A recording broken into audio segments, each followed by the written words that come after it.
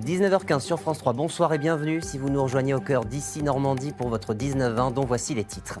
Les 80 ans de la libération du camp nazi d'Auschwitz-Birkenau, quand le monde entier a découvert l'innommable. Une de nos équipes aujourd'hui au lycée Marc Bloch à Val-de-Reuil pour une table ronde et une pièce de théâtre à base de témoignages de déportés. Et c'est un jour historique donc pour la mémoire collective. Il y a 80 ans, la libération du camp de concentration et d'extermination d'Auschwitz-Birkenau en Pologne. Pour ne jamais oublier cette page sombre, plusieurs événements organisés aujourd'hui, comme dans ce lycée de Val-de-Reuil où se sont rendus Frédéric Lafont et Éric Lambert. J'ai exécuté cet ordre.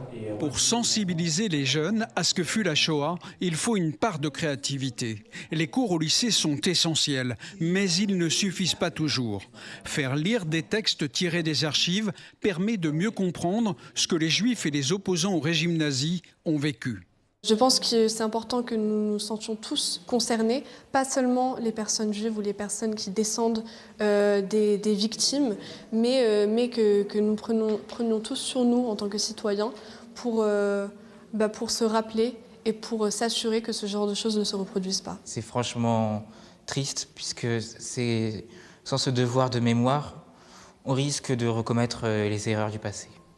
Les témoins directs de la Shoah sont de plus en plus rares. Raison de plus pour leur donner la parole. Certains n'ont jamais parlé. Je pense à Nicole Jalère, dont on a pu recueillir le témoignage au Pôle Archives et qui n'avait témoigné qu'une fois l'année dernière pour le musée de l'Holocauste aux États-Unis.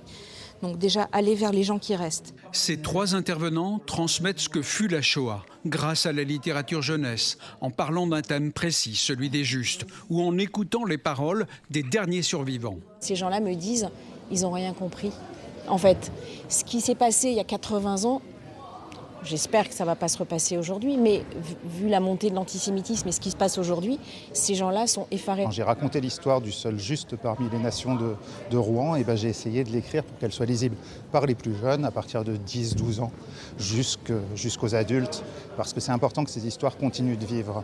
Ces actions pédagogiques permettent de compléter les connaissances apprises au lycée et de sensibiliser les élèves à des valeurs aux antipodes de celles véhiculées par les nazis. Et pour prolonger sur le sujet, ce témoignage cette fois d'une rescapée du camp de concentration de Drancy, Nicole Spinner, née à Bernay, 88 ans.